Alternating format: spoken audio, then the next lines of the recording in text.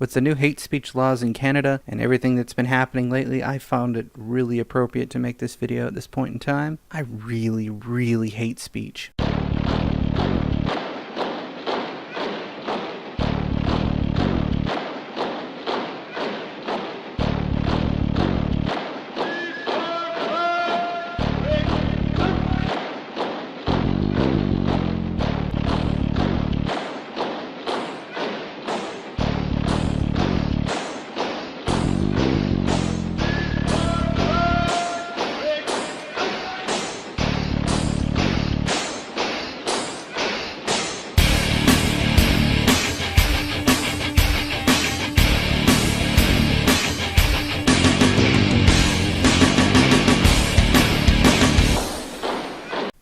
You heard me.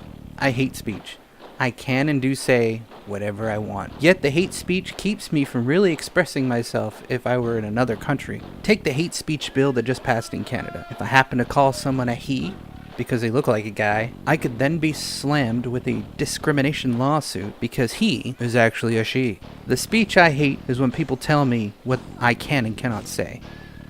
Who the hell are you to tell me what I can and can't say? Are you my keeper, my god, my overlord, or my dictator? No? Then get the hell out of my face with your laws against what I can and cannot say, because it might hurt your feelings. I hate speech for a reason, and that reason is now to offend. Fortunately, the US has a very powerful constitution that stops lunacy called the hate speech. When I say Islam is the worst religion that exists on this planet, I am instantly labeled Islamophobic. Yet here's a lovely quote from the Quran. Remember when your Lord inspired to the angels, I am with you, so strengthen those who believed.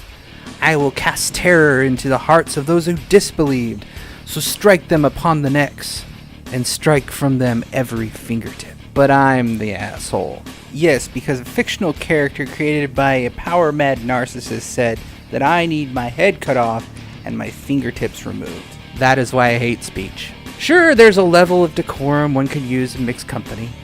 You can be sensitive to people's plights. Just by talking to someone, you can understand how they want to be spoken to, because they will treat you in the same manner that they want to be treated, for the most part. In our long recorded history, we have seen time and again what happens when people try to make ideals sacred.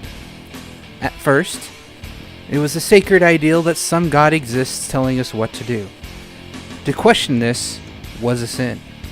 Then a new group came along and changed the terms. It wasn't just the god, but everything about the ideal stood for should never be questioned. And then it was labeled blasphemy, and that word has stuck with us to this day. There is a new and improved method people are trying to use to control others, because when you control what they say, you can control how they think. This new tool of today is called hate speech. To the best of my knowledge, USA is the only place where hate speech is protected by law. That means I can hate speech all I want, and there's nothing legally anyone can do about it. However, that's not why I hate speech.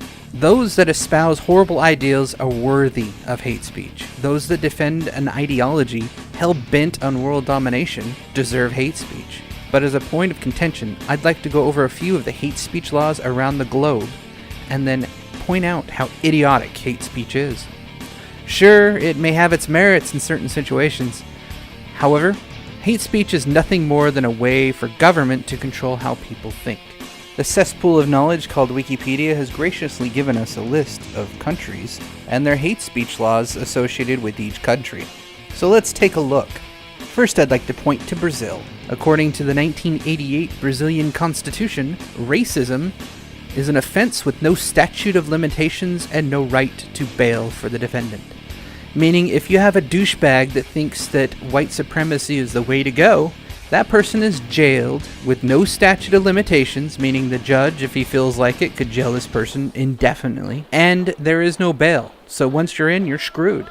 It's pretty idiotic that I have to say that I'm not a racist, but what would happen if I was in Brazil, if somebody didn't like me, heard my YouTube videos, or merely commented saying that I said a racist comment with no evidence to back that up, I'm jailed, possibly indefinitely, because somebody said I was. In Canada, Jordan Peterson and Geds Hud have argued against hate speech laws and codes that just passed, where if you misgender someone, you could be labeled an offender of hate speech and have to go to their... You would then have to appear before the Human Rights Tribunal, where you would be forced into a fine, but potentially have to pay. If you refuse to pay, you're then charged with contempt and forced to jail.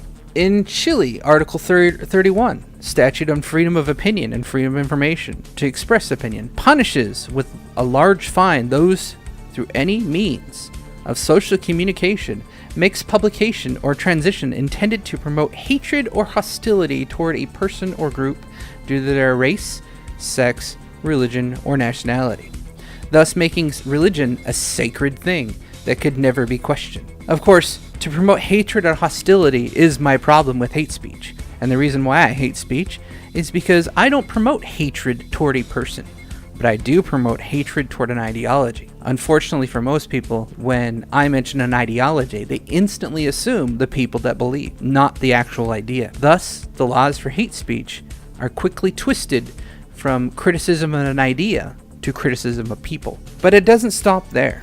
Take Denmark, for example. Prohibits hate speech and defines it as publicly making statements by which a group is thus threatened, insulted, or degraded due to race, skin color, nationality, faith, or sexual orientation. In other words, if you insult Allah because it insults the Muslim people, or you degrade the ideology of Islam that decides to kill people because I happen to not believe, I am breaking the laws of Denmark. So when a Muslim blows himself up and takes 22 people with him, I can no longer criticize Islam because that would be hate speech, and I could be breaking the law in Denmark. In Germany, it gets very interesting. It's a punishable offense under Section 130. Can lead up to 5 years imprisonment for enticing hatred against parts of a population or call to violent or arbitrary measures against or to insult them, maliciously slur, defame them in a manner violating their human dignity. So Muslims find it offensive that Allah is a bullshit story and that Muhammad was a narcissistic liar. That violates their human dignity, and in Germany, I could go to jail for 5 years. So if I were to say, Muhammad ist ein Kind verwirrt gegen Arschloch, I could go to jail.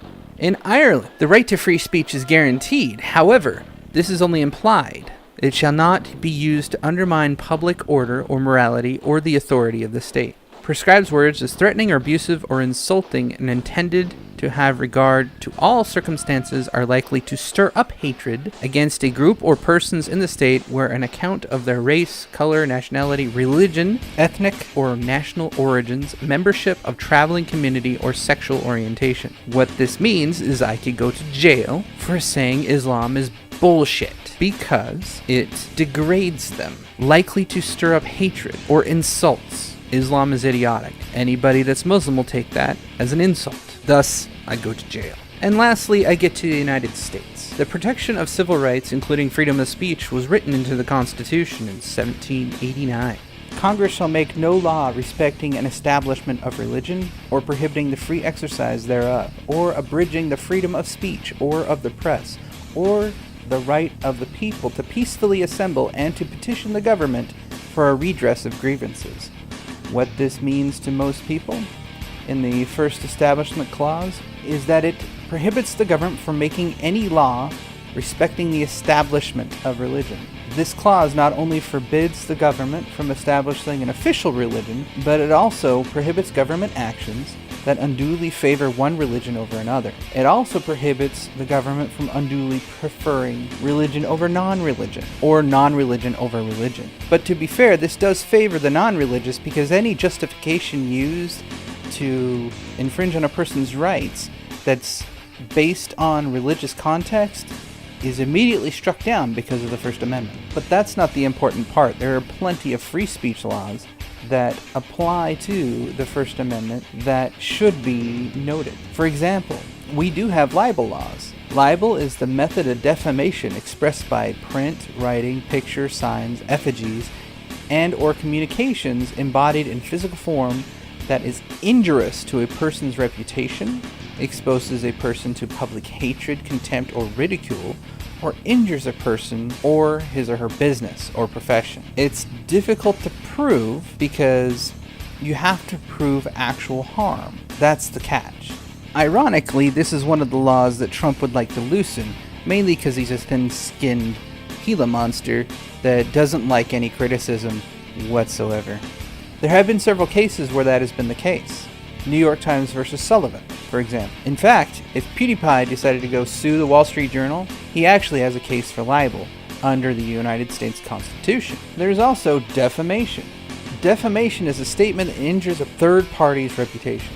The tort of defamation includes both libel, written statements, and slander, spoken statements. To win a defamation case, the plaintiff must show 4 things: a false statement purporting to be fact, publication of communication that is statement to a third person, a fault amounting to at least negligence, and damages or some harm caused to the person or entity who has the subject of the statement. YouTube could sue the Wall Street Journal for defamation because what they have done is written to third parties regarding people and things that are on YouTube's website, an attempt to slander and libel, because it's also written, people on the internet. Calling PewDiePie an anti-Semitic Nazi, for example, is defamation, because it has both caused harm, and it is both in written and spoken statements. And it has caused damages. If he has lost revenue because of their statements, that is damage. But I'm not going to continue down that road too much. There is plenty of free exercise and free speech clauses in law.cornell.edu. I'll leave a link in the description below. There are some limits where freedom of speech is limited in the United States. For example, using lewd or obscene or profane fighting words, basically trying to pick a fight, is a breach of the peace. Those are prohibited by law. There are also words that are used by groups such as the KKK and other members who directly call to violence toward a person or a group of people. Here's another example of people using words to call to violence. Blanket, fry like bacon, pigs in a blanket, fry like bacon, pigs in a blanket, fry like bacon, pigs in a blanket, fry like bacon. And lastly, we get to the douchebags of the Westboro Baptist Church, where Fred Phillips was awarded his freedom of expression to be a giant douchebag, so long as he didn't promote violence toward others, which he didn't. He was just a giant douchebag saying gays are going to hell, and all the atrocities that have happened to the United States are a result of the gays or some other such bullshit, which is absolutely stupid. Yet Fred Phelps is another example how hate speech is protected by law in the United States. So why do I hate speech? Simply put, when you try to tell me what to say and what I cannot say, I will tell you to go to hell. To anybody that might be listening to this, you should also include the idea that no idea is sacred. To put religion above all others, when religion is an idiotic excuse, is to vilify those that would like to kill everyone else. With the Manchester bombing just being another example of people trying to kill us in the name of Allah. It should be no surprise the one that blew himself up to kill 22 people and injure 50 plus more has a following of people that are more worried about anti-Islamic sentiment than the people that are now dead, including an 8-year-old child. When you allow hate speech laws that do not allow others to criticize horrible ideas, the result is the mess that is now the UK and the EU and anyone that's still a part of the United Nations. When Saudi Arabia is elected to the UN Human Rights Council and this year is now on the UN Commission for the Status of Women, I think you can understand why I hate speech. One does not have to look very far into the treatment of women or the treatment of humans in Saudi Arabia to understand why I hate speech. I hold my rights sacred to be able to hate speech. Every idea is worth scrutiny. Every idea is worth criticism. Every idea is worth satire, including my own. So if anything here is offensive to somebody else, by all means, use your hate speech to try and attack it. If you're gonna hate speech, you better come prepared to fight, because if you come not prepared, you're gonna lose. With no evidence, you can do nothing.